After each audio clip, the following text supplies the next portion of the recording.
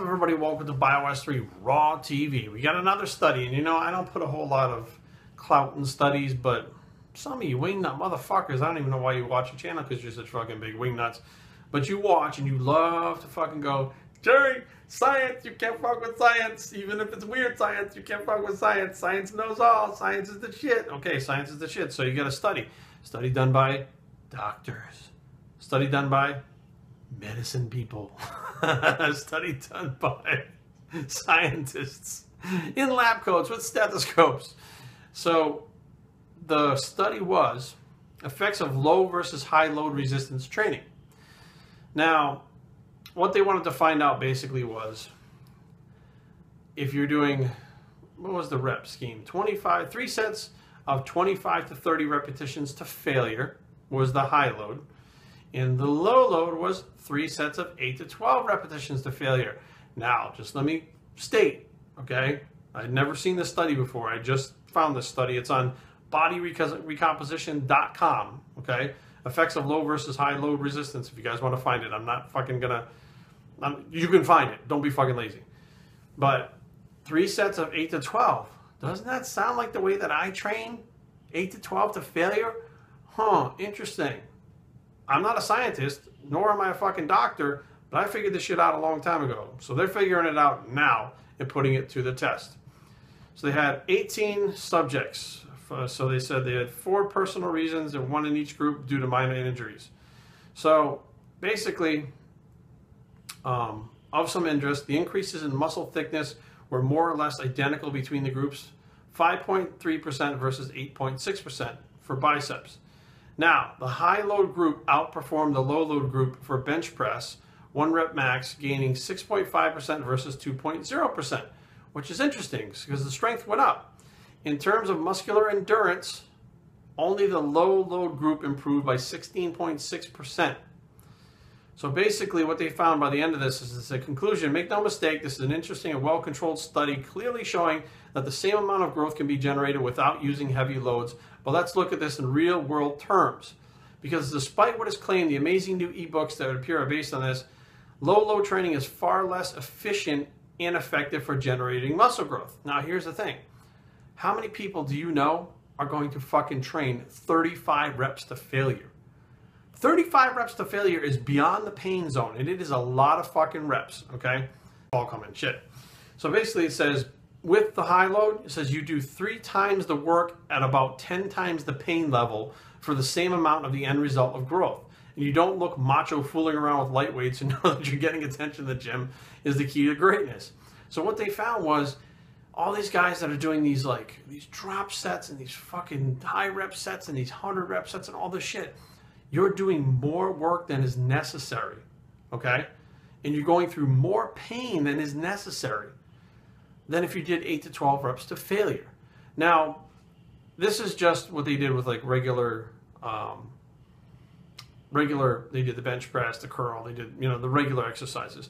Now, taking this a step further, you can actually put the muscle in a sense of emergency, in a state of emergency. Here's something that's even killer. Even more killer. If you use a stretched position exercise before a compound movement, okay, which means, and this is a lot more information I should fucking be giving out. I mean, this is stuff that people charge a lot of fucking money for, and half the people don't even understand. If you put the muscle in a stretched position first, when you go to do, which let's say an incline fly, okay, when you go to do the flat bench press or the incline bench press, the muscle's already in a state of emergency. You will achieve muscular failure and hit more fibers faster and elicit growth faster in 1 set than you would than if you had done 3 sets of just flat bench press.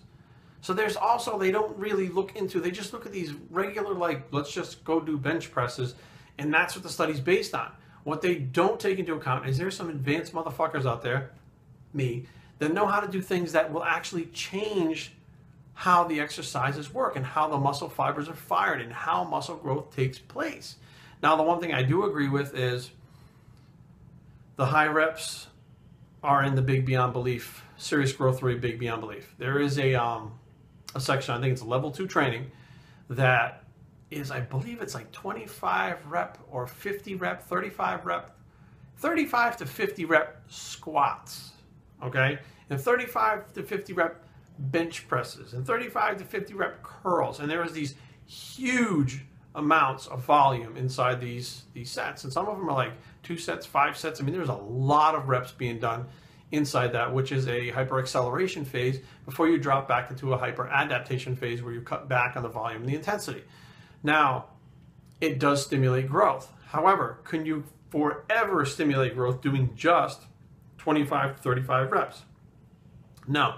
The key to all this, in the key word in everything in this study, one word wraps it all up.